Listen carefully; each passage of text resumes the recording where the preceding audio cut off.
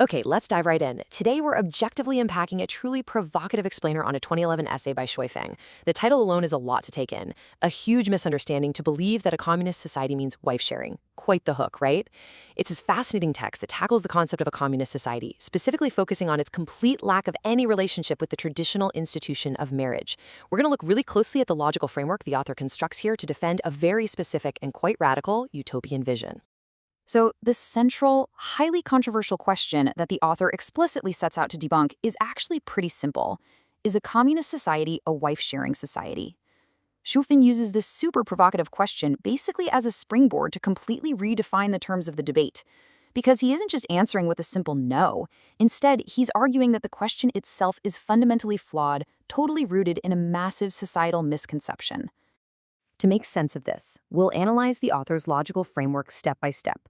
First, we'll look at the core misunderstanding. Second, abolishing marriage and family. Third, the utopian thinkers. Fourth, the history of the smear. And finally, we'll wrap up with the second home vision. Section 1. The core misunderstanding. Feng opens up with some seriously aggressive metaphorical rhetoric. He writes, "Some people live with their heads down. When they look straight ahead, all they see is garbage. When they look up, they mostly see the underside of people." Wow.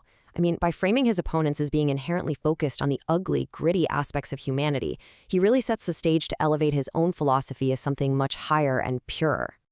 And this vivid contrast perfectly highlights the core disconnect between these two viewpoints. See, the critics assume that any society is inherently structured around marriage, meaning if property is communal, well, spouses must be shared too, right? But in the author's reality, there is no marriage at all. Zero. No spouses even exist to be shared. He's saying the critics are taking our current societal structures and incorrectly projecting them onto a system that quite literally rejects those very structures from the ground up. Moving on to Section 2, abolishing marriage and family. According to Feng, the absolute, total absence of the traditional family unit is the foundational, defining characteristic of a true communist society. It's not about just, reorganizing the family. It's about entirely eliminating the concept and institution of marriage from human existence, completely wiping the slate clean. To really drive this point home, the author uses a super straightforward logical syllogism. Basically, if there is no institution of marriage, there are no husbands and wives. And without wives, well, wife sharing is literally impossible. It's a closed logical loop. You simply cannot share something that structurally does not exist. All right, Section 3, the utopian thinkers. So the text lists a truly massive array of historical and literary figures. We're talking classical philosophers like Plato, utopian authors like Thomas More, and socialist thinkers like Karl Marx. It's a really comprehensive list of great minds. But here is the fascinating twist, guys.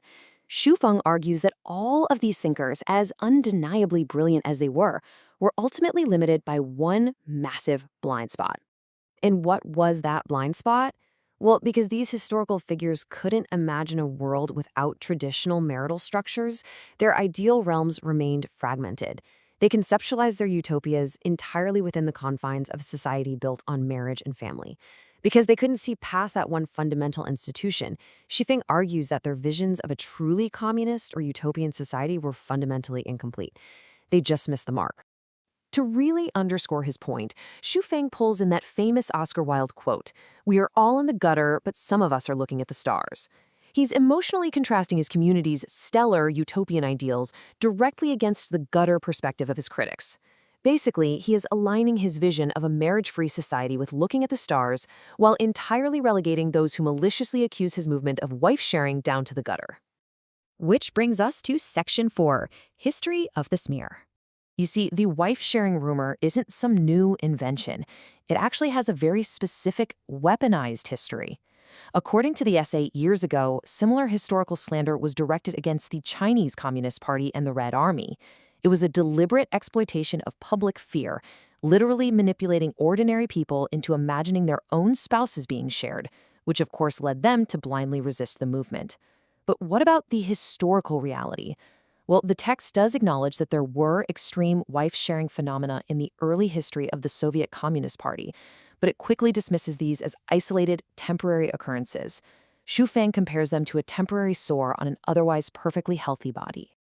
Therefore, Zhufeng forcefully argues that these accusations are absolutely not simple misunderstandings, not at all.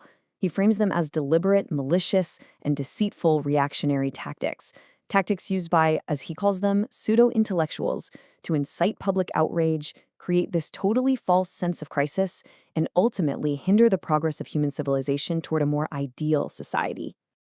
And finally, Section 5, the second home vision.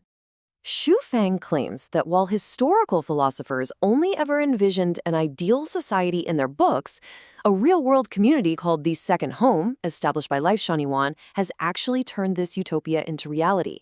He argues that this, right here, is the genuine communist society operating in the real world today. It's not just theory for him anymore. So you might be wondering, how does this actually function? The practical mechanism of joining the community is laid out as being pretty straightforward.